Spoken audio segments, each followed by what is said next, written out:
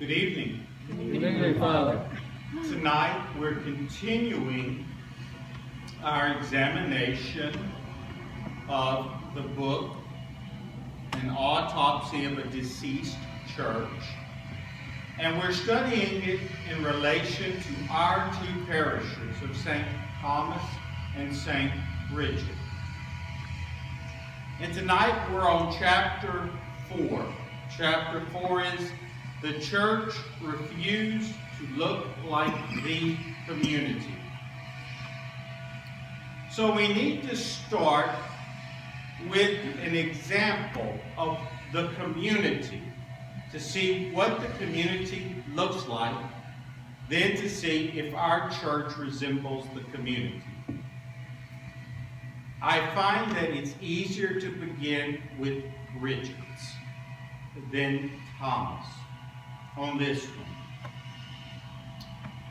What was Bridget's like in the 1940s and 50s? What was the community of Whistler 8 Mile like? Thriving.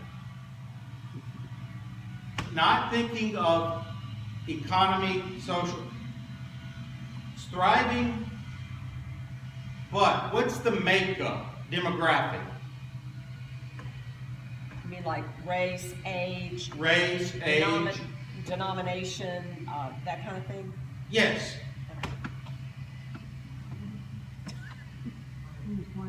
Does anybody know what that area around Whistler 8 Mile, what did it look like in the 40s and 50s?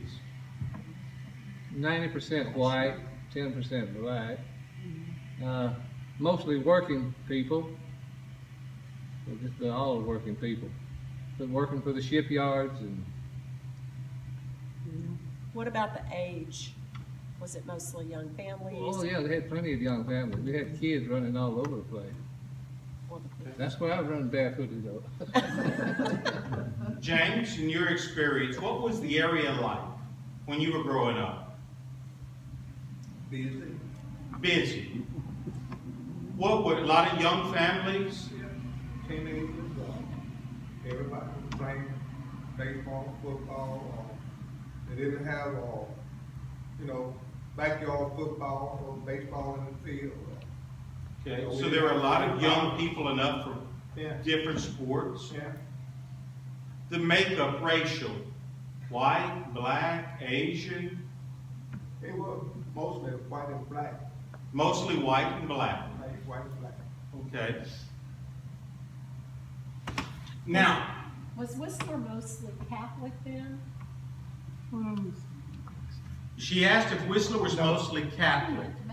Yeah, I think it was mostly Methodist back then. Methodist. Yeah, that's what we would surmise. Whistler was many Methodists at that time. Remember, the Methodist Church dates let's see, St. Bridget's dates to around 1867. The Methodist Church is actually 30 to 40 years younger than that, if I'm not mistaken. Yeah, we're celebrating 160. That area was a thriving community. Does anyone remember what St. Bridget Church was like? What was the makeup of that church? Mostly white. That's what the visit. You're right. I've heard many stories that at that time was still 40s and 50s before segregation laws and everything, where to desegregate. That was the white church. St. James and Major was the black church, if I'm not mistaken. Yes. Yes, But I did go to St. Bridget when I was. you did go. Yeah. So most of the nuns were at St. James. Okay, most of the nuns being at St. James, and now I don't think there's any nuns there. I don't even St. know James if had a it's school St. Bridget. at that time. Yeah. So Bridget's was, Whistler 8 Mile was a thriving area, growing, a lot of people, young families working. The church itself was white church.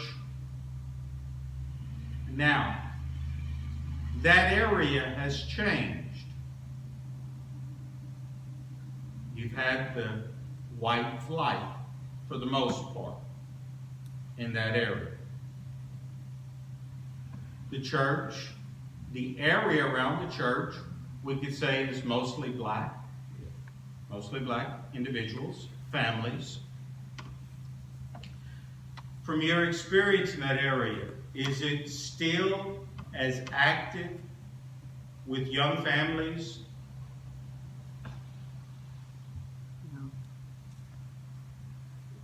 Well, you have a lot of young family folks, but they're not in church. Okay, but you still have young, we're sticking with the area first. Yes, a lot of young families. Yeah. That would be my judgment also. Because we're going to start with the community, then to see if it filtered into the church. Yeah, I would surmise that area. Now, is it an area of a growing working population? I would not think so. Would I be correct in that guess? By the condition of the houses, everything done. All the houses are really done there. Basing it just solely upon the condition of the houses. Okay. All right. There's not that much there. There is not much there. Right. 8 Mile, Whistler. There's not much growth in 8 Mile Whistler. Okay, despite the best efforts of mayors and city councilmen, they're trying, it's just not really taking root in that area. Other parts of Pritchard seem to be doing well, but that section of it is just slow. As far as I don't think no parts of Pritchard are done well. When all of the major places left Mobile, like Brookdale, both places and all those places, the jobs went down. Yeah, when the big places in Mobile, Brooklyn Air Force A lot Base, of people in Pritchard and Whistler, they work out of town. You know, they work at the shipyards and drive to Biloxi and Pascagoula and, you know. it just- Yes. Yes. yeah. The part of Pritchard I was thinking about is more toward the college woods around Mobile, University of Mobile. I think that it's close to Saraland. That part seems to be doing well. That area going up Calliope where the former mayor lived, that area seems to be doing okay as far as housing. Along 45, in that area where they just put that new truck stop, they got a couple of new fast food places, seems to be doing okay. It's not, new business, but it's a little bit more than what they had. Now, if we move to the church, this is why I think Bridget's to me is really doing well in this instance. You've had a beautiful transition. As the neighborhood has gone from predominantly white to predominantly black, the church has been able to incorporate between the two races, and I find it gets along quite marvelously. The church has transformed as the community is transformed in that instance. Now, has it transformed in the young as it's transformed? No. That's where we're failing right now at Bridget's. Would I be correct in that observation? Yeah. Now, Thomas, it seems, is almost in a worse condition. As we discussed last week, Thomas used to be predominantly working community, especially from the World War II to shipbuilding. You had the plants that were going, the paper mills. You had a lot of work in this area, and Chickasaw was thriving. As Chickasaw has decreased, people have moved out. Where are they moving out? To all over Baldwin County, Saraland, Satsuma, a little bit north, West Mobile saw growth.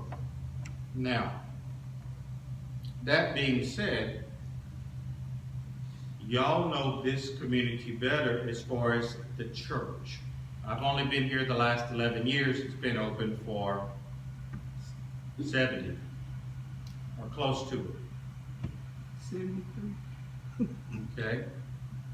So, has the community, the population changed in here to mirror the population out there? I would have to believe it stays the same, but it's a bedroom community now, and you see mostly the elderly people in Chickasaw now. Only on this end of Wesley Street. Have you gone south of Wesley Street? The racial makeup of Chickasaw changed completely. Because even when I was dating Jimmy in the early 70s, Chickasaw was a total white city. I mean, there was a total white city. Yes, the racial makeup has changed, as she just said. Chickasaw used to be a white city. Right. Now, it's not.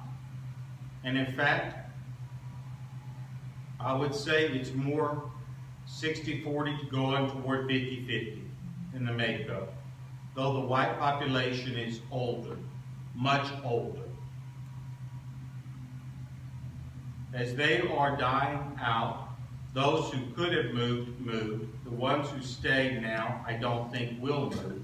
Not at this stage in their life. Has this church mirrored that? My response would be, you tell me what you think, I will tell you what I think. Has our church mirrored that change? That makes sense. No. No. I would also agree, no.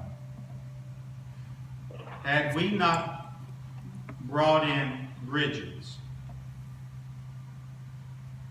then we would only have one family that was, quote, black. They're Haitian, Lewis Archer and his family. So we stop and we think about that. By the infusion of Bridget's, it's brought in a new life in our family. So that's been a good thing.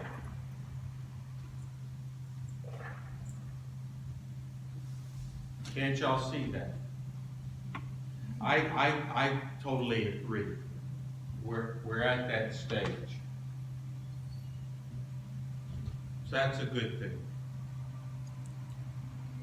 Now, the chapter, he's really focusing in on the changing of the community. As the community changed, what have we done to incorporate the community and to reach out to the community? Now, since y'all have been here longer than I, before I arrived, what were we doing to reach out to the community?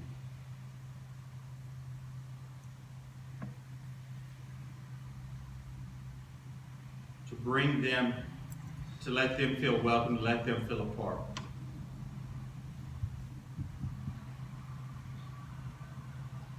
And thank God we have a couple of families here that recently became Catholic, who are Episcopal, Methodist. You know, y'all were in this area before I was here. You saw it from the other side of the coin. What was your image of St. Thomas?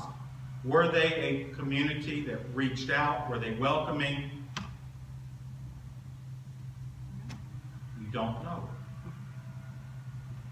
I think we were welcoming once you got here, but we didn't make any special effort to go out and bring them in. You think we were welcoming once they got here? We didn't make an effort to go out and bring anyone in. Right. I agree with that. Yeah, but Because when we first started coming, which hasn't been that long, people reached out to us immediately when we first started coming. But I'm going back. Let's go back 15 years. Because you would be within this last 15 years. Let's go back 15 years. Because we didn't get to this stage overnight. 15 years ago, what were we doing to incorporate the local community, to get an active presence, to invite people? What were we doing 15 years ago? That's what I was thinking. We attended a communal Thanksgiving service with other denominations. Yes. I believe that Father Lyons helped coach soccer at Oh. the high school. He did. in Okay. Satsuma. The former pastor coached high school soccer. It's I believe awesome. so. That's at Suma.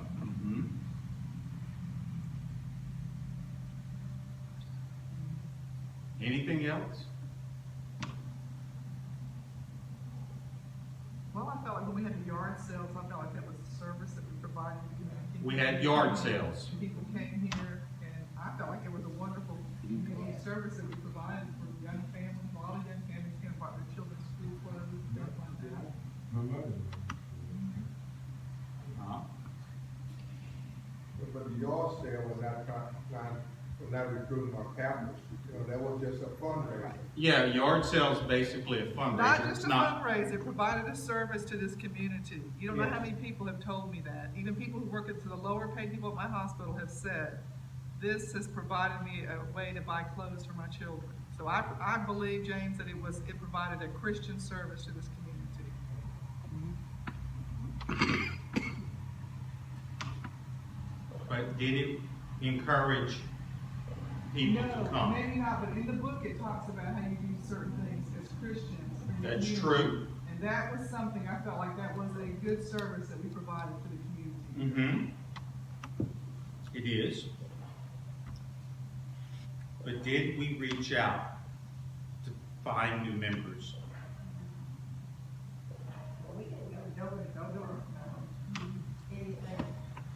So what we've done is yard sale service, coaching soccer service, But let me ask you, because Thanksgiving service.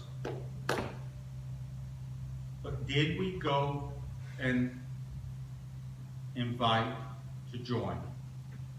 But traditionally, I mean, I'm not a lifelong Catholic, but I have found in my experience with Catholic churches, they don't usually do that. It's not like the Baptists and stuff do. So you say you found in your tradition Catholics normally don't go. That's a fault on our part, though, because we have failed the gospel. And you're right, but that has been my experience, and I don't know, some of these lifelong Catholics may say something different, but that's been my experience. Yes, and you're right, and we failed in the gospel. Yes, ma'am. Oh, that's exactly what I was gonna say. I'm a cradle Catholic, and I have never known any Catholic church that went out of their way to go out and seek new members other than by the way we live. That's right, and we have failed. If we actively are not trying to incorporate new people, to bring them in, to share the gospel with them, because that's the mission, to go out and spread the gospel. Jesus asked us to do that.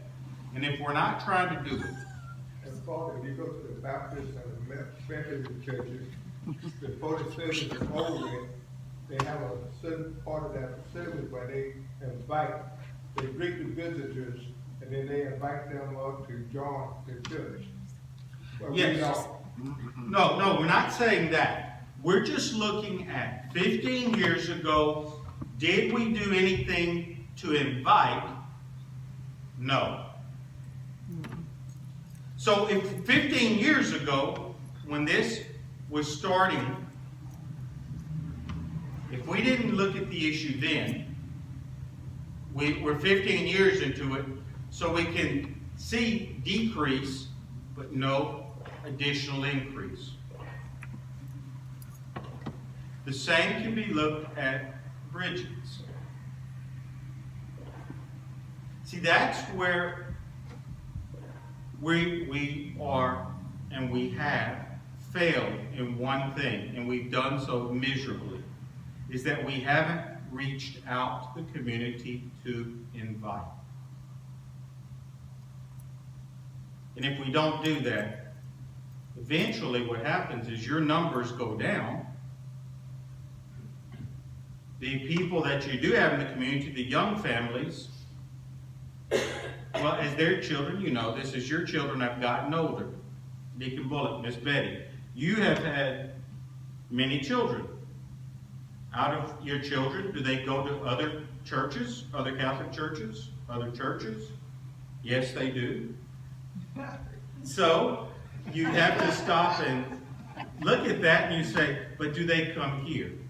Out of your children, out of all your children who have come, they've moved away. Some have found other church homes, but they're not driving back into here. Yes, sir. Where did most of the Catholics come from? Most of the Catholics come from the Catholic school. Okay, you take my family. We went to Catholic school, I got into the 8th, 9th grade. They didn't have buses back then, so we had to go to the public school. When you go to the public school, you lose Catholics. Yes, sir, but I understand that, but we're not there yet with Catholic schools. We're staying on the focus here. That what happens inevitably is the younger families, and we've seen this from the community aspect, they're moving away, or they have moved away. Jobs have moved away. They're basically right up the road. Our younger families are right up the road. All these things are right up the road. Now, when we had an opportunity to look at what could we do to answer this, we didn't think. We didn't make a step. And we failed ourselves. Have we cured that? Not really. No. So we're continuing to fail.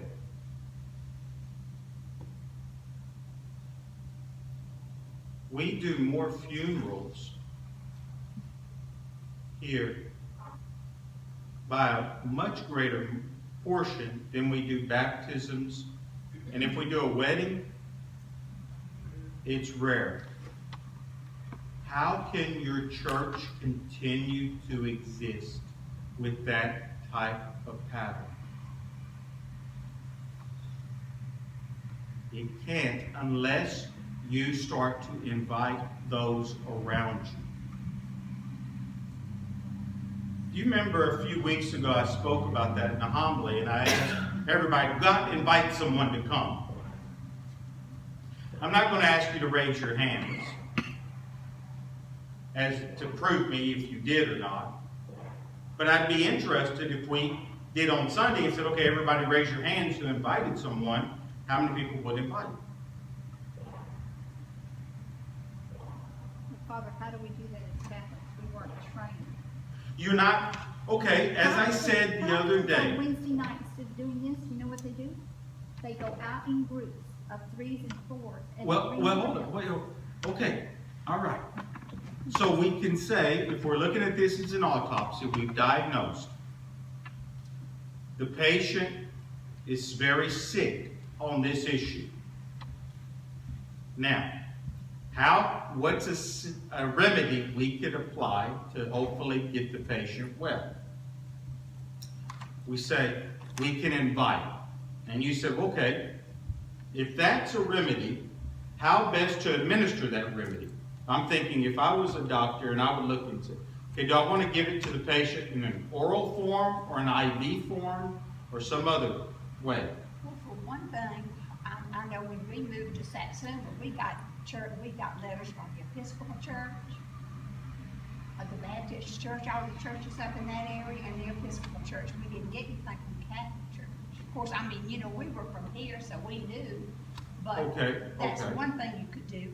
Anybody that, moves in all right. the area. Okay, y'all jump ahead real quick.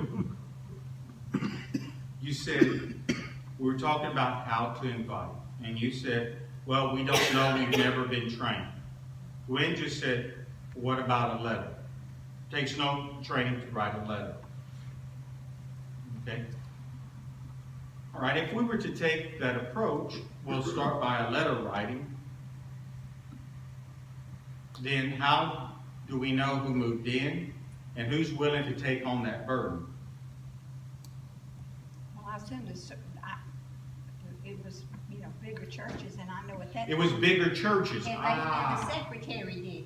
Yeah, okay, Church but secretary. we can't look at bigger churches. We have to stay with this church. Well, now, the Episcopal church wasn't bigger, but the church secretary did it. Okay, church secretary. Now, how they got the list of people moving, I don't know. Okay. I would assume you would contact the Chamber of Commerce. Chamber of Commerce could help out on that. Okay. And we had our sign up on the interstate at one time, here some years ago, We have those Christmas and Easter signs. That's right. Okay, but besides the letter writing, that's only part of the thing. A letter can only do so much. What about the personal invitation? And you had said, well, we don't know how. Well, I have personally invited some Catholic families, young Catholic families and nurses from my hospital, and they said they're going to St. Pius because there's a school there. Okay, all right, but we're not there yet. But if I'm still staying on this topic. Well, when You I said, when I see something. well, hold on, wait, we're not there yet. Y'all want to jump the gun here. Let's not fall back into what we did the first week by offering a ton of remedies without, let's do this very slow and methodical. How does one invite? There's a very simple way. I find that it works easily for me. It starts with a change of mentality. This is not a church. Don't see it as a church. See it as a family. It's a family home. Because we are family. We're all created in God's image. We've been baptized. We're Christians. We're a family. Do you need any training to invite people into your own family home? No, no one ever needs to be trained to say, hey, why don't you come and sit down and have a cup of coffee? So, if you can change your mentality to think, I don't need to memorize sacred scripture. I don't need to memorize other forms. All I need to do is say, hey, would you like to come? Because in many instances, that's all it takes. And it's very important if it's offered through the family first. A lot of times, what brings a husband to church? His wife. So, if we start with the family, inviting family members who are maybe not as active, would you like to come? Would you like to come? And people say, well, I don't want to pester. And I say, to a certain degree, pester. To a certain degree, pester. Invite. And then, if you've already invited your family, invite the neighbor, invite the co-worker. There's nothing wrong in inviting. Because I can promise you, although a school would be the ideal, if we don't have the group to do it, we'll never do it. So we got to start through an invitation process. That would be the first phase. Just being kind and welcoming. And encouraging. Yes, sir, yeah. There is one Catholic church in this town that did do that. They divided the parishioners up, and they set the limits of the parish, and they went door to door with like a census card. Where do you go to church? We'd like to invite you to come to our church. I'll tell you the name of the church if you want me to. And I don't know. That's fine. St. Mary's. St. Mary's. I don't know the statistics of how much it helped, but the stories that I've gotten through the Knights of Columbus is that it was fruitful. So a church did that as Catholics. They actively did that, and it was fruitful. That makes a lot of sense. That we can look at, because as we see, the church has not changed as the face of the community has changed. And this is what the author is saying. You're going to start on a downward spiral. We've been on a downward spiral. So how can we look to see if we can correct that, remedy that? Invitation, letter, those are two options that we need to consider. Yes, ma'am. Do you have any statistics on how, kind of moving off what Charlie said, 100 of us invite somebody. Do you have any statistics on how many people accept those invitations? I mean, is it 20%? No, ma'am, I do not, off the top of my head, know statistically how many would accept that invitation. I am currently reading another book on people who have returned to the church, and statistically, most of them say it was through an invitation. Started with family first, then, as I was saying, family, then co-workers, neighbors, they would invite. Now, once they were in the church, they were made to feel welcome, they had good preaching, those things. But a lot of it centered upon that personal invitation. Because some people just looked at it when they were going through moments of chaos and despair. But others looked at it because the person that they knew, their spouse, a family member, they were happy, they were joy-filled, they seemed to be very happy where they were worshiping, and they were saying, hey, I'm happy where I'm at, I enjoy being part of this family, why don't you come and experience it? Yes? It is another way of evangelizing. It's not brought so much as, is the example you set, the life you lead. Yes, sir. Can bring people. Yes, sir. But you can be you have to live that good life, but you also have to incorporate it with saying, hey, would you come? You have to have both. And that's what they found reaches out to people. So I would challenge us all, because we're getting close to time. I challenge us all. We realize, we know, both parishes are a little sick. Well, they're not a little sick, they are sick. We need to do something. I would encourage us all, I challenge us. Since we're here tonight, let us each commit to invite one person to come here next week. Let's challenge ourselves. Invite one person to come here next week and see what happens. The worst they can say is no thank you. But start with the family. Start with someone at St. Thomas or St. Bridget's. Invite them to come. Okay? And let's see what happens. Is that fair enough? Okay. Well, then we'll conclude this night. And then next week, look at the next chapter, chapter 5. Okay? May Almighty God be with you. May He bless you, the Father, the Son, and the Holy Spirit. Amen.